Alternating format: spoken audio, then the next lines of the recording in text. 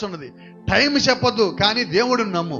ఏ సమయానికి దేవుడు నీకు ఇవ్వాలో ఆ సమయానికి ఇచ్చి తీరతాడు. దేవుడికి ఒక సమయం ఉంటుంది, ఆ సమయంలోనే దేవుడు రంగం మీదకి వచ్చి కార్యములు చేస్తాడు. నేను అనుకున్న టైంకి దేవుడు రాడు, నేను పిలవగానే దేవుడు రాడు అంటదు నువ్వు. దేవుడు వచ్చే సమయానికి ఆయన వస్తాడు. కాబట్టి గమనించండి, దేవుడు వచ్చి నీ పరిస్థితులు మార్చడు. జ్ఞాపకం పెట్టుకో, నీ పొజిషన్ మారుస్తాడు. నీకు తేడా తెలియాలి. ఇప్పుడు దేవుడు వచ్చి యెహోషువ ముందుకు వచ్చి ఎరికో గోడల్ని ఏం చేశాడు? ఏమీ చేయలేదు. దాన్ని ఎలాగో కూల్చగలలో దానికి ఆయన చెప్పలేడు, అంతే. పరిస్థితి ఏమి మార్చలా. అది కూల్చడానికి కావాల్సిన శక్తిని, జ్ఞానమును, వివేచనను, ఓపిక పట్టాన్ని, వాక్యానికి లోబెరటాన్ని ఈ మొత్తం యెహోషువకి చెప్పెళ్ళాడు. పరిస్థితులు మారినాయా? మారలా.